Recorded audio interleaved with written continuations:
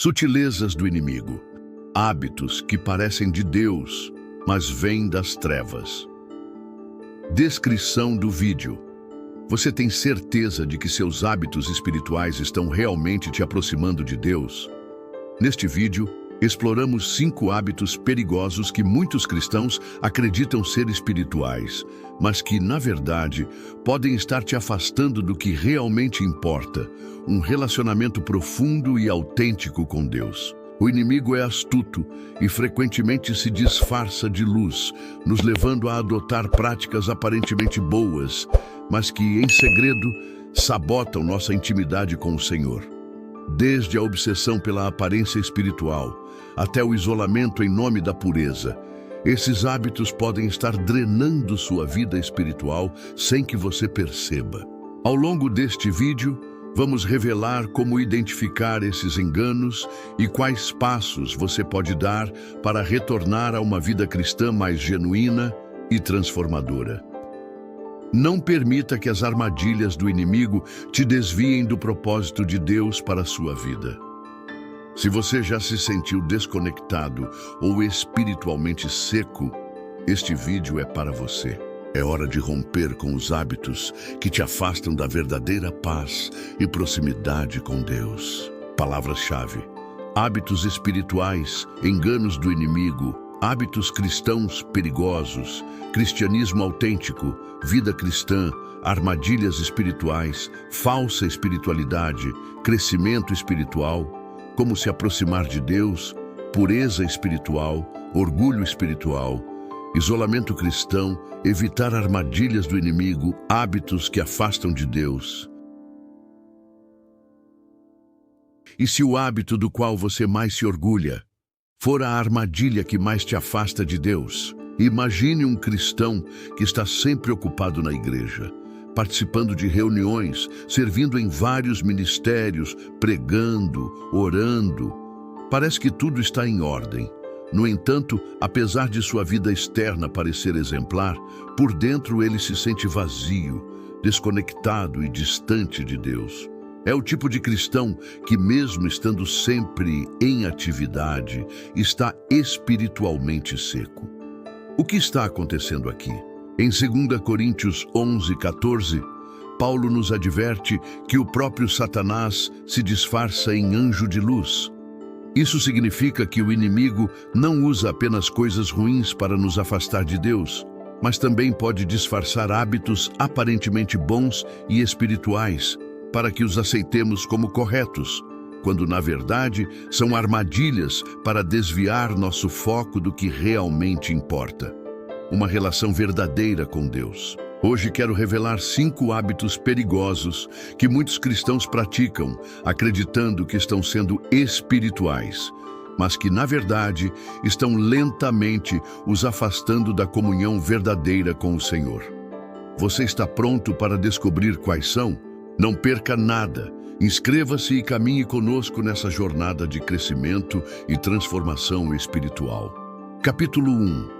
Ativismo espiritual sem intimidade. Algo muito comum hoje em dia na vida cristã é o que eu chamo de ativismo espiritual. É a ideia de que quanto mais eu fizer para Deus, mais espiritual serei. Parece óbvio, certo? Afinal, servir ao Senhor é um dever sagrado. Porém, muitos não percebem que o ativismo, sem a devida intimidade com Deus, pode ser uma armadilha disfarçada de zelo. O perigo do ativismo. As Escrituras nos ensinam que o relacionamento com Deus deve vir antes do serviço. No entanto, muitos cristãos caem na tentação de substituir o tempo de oração, meditação e comunhão com Deus por atividades. Temos ministérios, responsabilidades na igreja, ajudamos pessoas, participamos de projetos sociais. Mas ao refletir, quantas vezes nosso serviço se torna uma obrigação ao invés de uma expressão de amor? Um exemplo claro está na história de Marta e Maria, Lucas 10, 38-42. Marta estava ocupada com as tarefas da casa, com o ativismo. Enquanto isso, Maria estava aos pés de Jesus, ouvindo suas palavras. Quando Marta pediu que Jesus mandasse Maria ajudá-la, Ele respondeu com doçura, mas firmeza: Marta, Marta, você está preocupada e inquieta com muitas coisas. Todavia, apenas uma é necessária. Maria escolheu a melhor parte, e esta não lhe será tirada. Falta de prioridade espiritual. A história de Marta e Maria nos ensina uma verdade profunda. O ativismo, por mais nobre que pareça, nunca substitui a intimidade com Deus. Quando servimos sem cultivar a comunhão com o Senhor, corremos o risco de nos afastarmos do coração dele. Isso se torna idolatria, porque colocamos o serviço acima do relacionamento com o nosso Criador. O ativismo sem intimidade tem um preço. Ele nos consome, deixa-nos espiritualmente esgotados. O problema não está em servir, mas na motivação e no equilíbrio. Se servimos sem buscar a presença de Deus, perdemos a verdadeira conexão com Ele. Sintomas do ativismo espiritual. Falta de paz interior. Em vez da paz de Deus, vivemos ansiosos e cansados. Falta de prazer na presença de Deus. A oração se torna uma tarefa, a leitura bíblica uma obrigação e o louvor uma formalidade. Orgulho espiritual. Podemos começar a pensar que somos mais espirituais do que os outros, alimentando o orgulho e a justiça própria. Esgotamento. O ativismo gera cansaço emocional e espiritual, levando à frustração. Reflexão pessoal. Você tem valorizado mais o que faz para Deus do que o tempo que passa com Ele? O ativismo não é sinônimo de espiritualidade. Deus quer o seu coração, não apenas suas mãos ocupadas. O serviço deve ser fruto de uma relação viva com Ele. O caminho para a restauração. O remédio é simples: volte à presença de Deus. Tome tempo para recarregar sua alma. Esteja aos pés do Senhor como Maria. Deus deseja sua companhia antes das suas obras. Quando sua alma é restaurada nele, você serve com mais amor e autenticidade. Capítulo 2. Obedecer por medo e não por amor. A obediência é um pilar da vida cristã. Deus nos chama a viver segundo sua palavra. Porém, um hábito sutil e perigoso que tem se infiltrado é obedecer a Deus não por amor, mas por medo. Esse tipo de obediência distorce nosso relacionamento com Ele e nos afasta, ao invés de nos aproximar. O medo como motivação. O medo pode parecer um motivador útil, mas nunca deve ser a base da nossa relação com Deus. Obedecer por medo é mais sobre evitar punições do que desejar agradar ao Senhor. Deus se torna um juiz severo e não um pai amoroso. Paulo diz, em Romanos 8,15, porque não recebestes o espírito de escravidão, para viverdes outra vez atemorizados, mas recebestes o espírito de adoção, pelo qual clamamos, Abba, Pai. Fomos chamados para uma vida de amor e confiança, não de temor. Obediência por medo. Obedecer por medo gera uma relação de escravidão.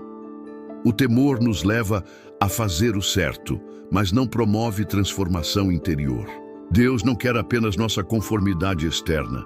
Ele quer um coração transformado. Isso acontece quando obedecemos à Bíblia apenas para evitar castigos ou a perda de bênçãos. Nossa motivação está no medo e não no desejo de agradar ao Pai. O amor como base da obediência. A verdadeira obediência nasce do amor e da gratidão. Quando compreendemos o sacrifício de Jesus e experimentamos seu amor, a obediência se torna um gesto natural. Se me amardes, guardareis os meus mandamentos. João 14,15. Obedecer por amor não é fugir da condenação. É confiar em Deus e desejar viver segundo sua vontade. O amor é o que impulsiona a obediência genuína. O perigo da obediência por medo. Esse tipo de obediência pode gerar frustração e ressentimento. Não experimentamos paz, apenas alívio momentâneo por ter feito a coisa certa. Além disso, vemos Deus apenas como um juiz e não como um pai. Isso impede a verdadeira comunhão com Ele. A solução? Voltar ao amor de Deus. Precisamos nos lembrar do amor de Cristo na cruz. Quando meditamos nesse amor, nossa obediência se transforma em uma resposta de gratidão e não em esforço para evitar punições. Reflexão. Pessoal, pergunte-se: por que obedeço a Deus? Se for por medo, é hora de redirecionar seu coração para o amor do Pai. Somos filhos, não escravos. O caminho para a liberdade. A verdadeira liberdade está em obedecer por amor. Quando vemos Deus como um Pai amoroso, obedecer se torna um prazer, não um fardo. Capítulo 3. Buscando reconhecimento espiritual. Na vida cristã, um dos maiores perigos que enfrentamos é o desejo de sermos reconhecidos pelos outros. Esse hábito, embora pareça inofensivo no início, pode levar a uma grave distorção em nosso relacionamento com Deus. O desejo de que os outros vejam nossas obras e nos valorizem pode nos fazer perder de vista o verdadeiro propósito das nossas ações: glorificar a Deus e não a nós mesmos. Você já se pegou fazendo algo para o reino de Deus apenas para que os outros notassem e te elogiassem? A vaidade espiritual. O problema de buscar reconhecimento espiritual está enraizado na vaidade. A vaidade se alimenta da necessidade de ser admirado e exaltado pelos outros. Jesus nos adverte claramente sobre esse perigo em Mateus 6:1-4, quando diz: guardai-vos de fazer a vossa justiça diante dos homens para serdes vistos por eles. De outra forma, não tereis galardão junto de vosso Pai, que está nos céus. Esse versículo revela que a motivação por trás de nossas obras é crucial. Se agimos para sermos vistos pelos outros, já recebemos nossa recompensa, o elogio humano. Mas e a recompensa de Deus? O desejo de ser visto e elogiado pelos outros pode tornar nossa espiritualidade superficial e falsa. Em vez de fazermos as coisas por amor a Deus e para sua glória, passamos a manter uma imagem pública. Isso pode nos levar a realizar obras sem coração, sem uma motivação genuína. Tornamo-nos atores espirituais que buscam a aprovação das pessoas e não a de Deus. A armadilha do reconhecimento.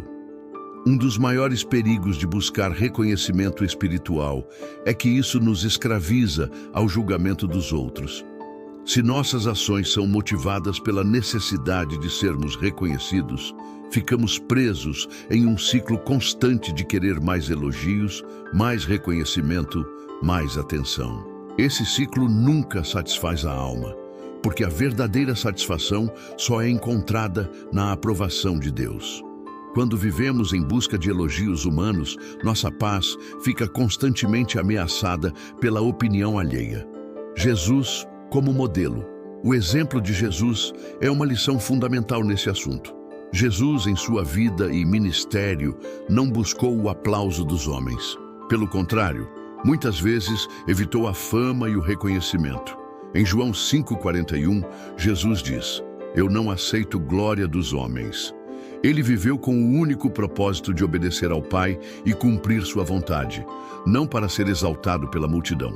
Se o nosso Senhor e Salvador não buscou reconhecimento, por que nós o faríamos? A vida de Jesus nos ensina que a verdadeira grandeza não está em sermos reconhecidos pelos homens, mas em sermos reconhecidos por Deus. A grandeza no reino de Deus é humildade e serviço, não ser o centro das atenções. Deus vê nosso coração, nossas motivações, e é a Ele que devemos direcionar nossas ações.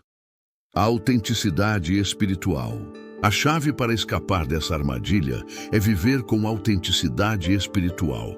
Isso significa que nossas obras devem fluir de um coração genuíno que busca honrar a Deus, não impressionar os outros.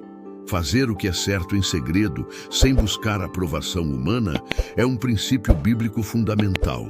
Em Mateus 6,6, Jesus nos ensina: mas tu, quando orares, entra no teu quarto, fecha a porta e ora a teu Pai, que está em secreto. E teu Pai, que vê em secreto, te recompensará em público. O reconhecimento humano é passageiro e vazio. A recompensa de Deus, por outro lado, é eterna. A motivação correta por trás de nossas ações espirituais deve ser sempre o amor e a glória de Deus, não o aplauso ou a fama terrena. Reflexão pessoal. Te convido a refletir. Por que você faz o que faz por Deus? É por amor a Ele ou porque deseja que os outros te vejam e admirem? Se suas motivações estão equivocadas, é importante começar a cultivar uma vida mais introspectiva e humilde, buscando que todas as suas obras sejam feitas com o único objetivo de honrar a Deus e não a si mesmo. O caminho para a liberdade. A liberdade espiritual é encontrada quando deixamos de buscar a aprovação dos homens e passamos a viver apenas para agradar a Deus. Quando nossas motivações são puras e centradas em Deus, podemos experimentar a verdadeira paz que vem de sermos conhecidos por Ele, não pelos outros. O desejo por glória e reconhecimento deve ser substituído pelo desejo de sermos obedientes e fiéis a Deus, independentemente de quem nos veja ou nos elogie. Agora que falamos sobre a armadilha do reconhecimento, é importante explorarmos outro hábito sutil do inimigo, o isolamento em nome da pureza. No próximo capítulo, veremos como a crença equivocada de que devemos nos afastar dos outros para sermos mais puros pode nos isolar da comunidade e da obra de Deus em nossas vidas. Quer viver uma vida mais alinhada com os princípios de Deus? Inscreva-se e aprenda com a gente. Capítulo 3. Buscando reconhecimento espiritual. Na vida cristã, um dos maiores perigos que enfrentamos é o desejo de sermos reconhecidos pelos outros. Esse hábito, embora pareça inofensivo no início, pode levar a uma grave distorção em nosso relacionamento com Deus. O desejo de que os outros vejam nossas obras e nos valorizem pode nos fazer perder de vista o verdadeiro propósito das nossas ações, glorificar a Deus e não a nós mesmos. Você já se pegou fazendo algo para o reino de Deus apenas para que os outros notassem e te elogiassem? A vaidade espiritual. O problema de buscar reconhecimento espiritual está enraizado na vaidade. A vaidade se alimenta da necessidade de ser admirado e exaltado pelos outros. Jesus nos adverte claramente sobre esse perigo em Mateus 6:1-4, quando diz: Guardai-vos de fazer a vossa justiça diante dos homens para serdes vistos por eles. De outra forma, não tereis galardão junto de vosso Pai, que está nos céus. Esse versículo revela que a motivação por trás de nossas obras é crucial. Se agimos para sermos vistos pelos outros, já recebemos nossa recompensa, o elogio humano. Mas e a recompensa de Deus? O desejo de ser visto e elogiado pelos outros pode tornar nossa espiritualidade superficial e falsa. Em vez de fazermos as coisas por amor a Deus e para sua glória, passamos a manter uma imagem pública. Isso pode nos levar a realizar obras sem coração, sem uma motivação genuína. Tornamo-nos atores espirituais que buscam a aprovação das pessoas e não a de Deus. A armadilha do reconhecimento. Um dos maiores perigos de buscar reconhecimento espiritual é que isso nos escraviza ao julgamento dos outros. Se nossas ações são motivadas pela necessidade de sermos reconhecidos, ficamos presos em um ciclo constante de querer mais elogios, mais reconhecimento, mais atenção. Esse ciclo nunca satisfaz a alma, porque a verdadeira satisfação só é encontrada na aprovação de Deus. Quando vivemos em busca de elogios humanos, nossa paz fica constantemente ameaçada pela opinião alheia. Jesus como modelo. O exemplo de Jesus é uma lição fundamental nesse assunto. Jesus, em sua vida e ministério, não buscou o aplauso dos homens. Pelo contrário, muitas vezes evitou a fama e o reconhecimento. Em João 5,41, Jesus diz: Eu não aceito glória dos homens, Ele viveu com o único propósito de obedecer ao Pai e cumprir sua vontade, não para ser exaltado pela multidão. Se o nosso Senhor e Salvador não buscou reconhecimento, por que nós o faríamos? A vida de Jesus nos ensina que a verdadeira grandeza não está em sermos reconhecidos pelos homens, mas em sermos reconhecidos por Deus. A grandeza no reino de Deus é humildade e serviço, não ser o centro das atenções. Deus vê nosso coração, nossas motivações, e é a Ele que devemos direcionar nossas ações. A autenticidade espiritual. A chave para escapar dessa armadilha é viver com autenticidade espiritual.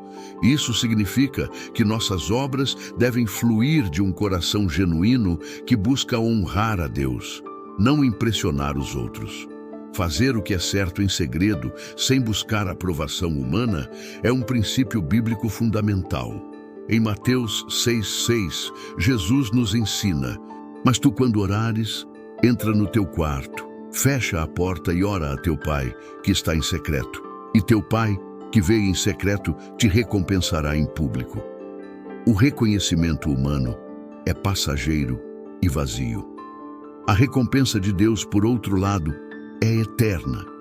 A motivação correta por trás de nossas ações espirituais deve ser sempre o amor e a glória de Deus, não o aplauso ou a fama terrena. Reflexão pessoal. Te convido a refletir. Por que você faz o que faz por Deus? É por amor a Ele ou porque deseja que os outros te vejam e admirem? Se suas motivações estão equivocadas, é importante começar a cultivar uma vida mais introspectiva e humilde, buscando que todas as suas obras sejam feitas com o único objetivo de honrar a Deus e não a si mesmo. O caminho para a liberdade. A liberdade espiritual é encontrada quando deixamos de buscar a aprovação dos homens e passamos a viver apenas para agradar a Deus.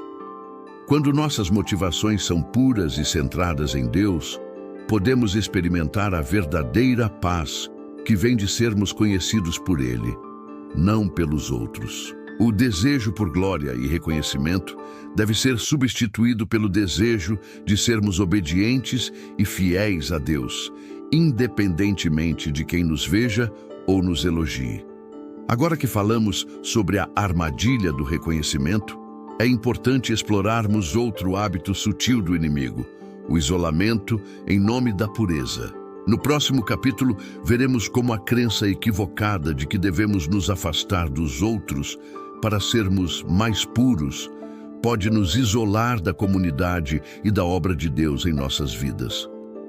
Quer viver uma vida mais alinhada com os princípios de Deus? Inscreva-se e aprenda com a gente. O caminho para a liberdade.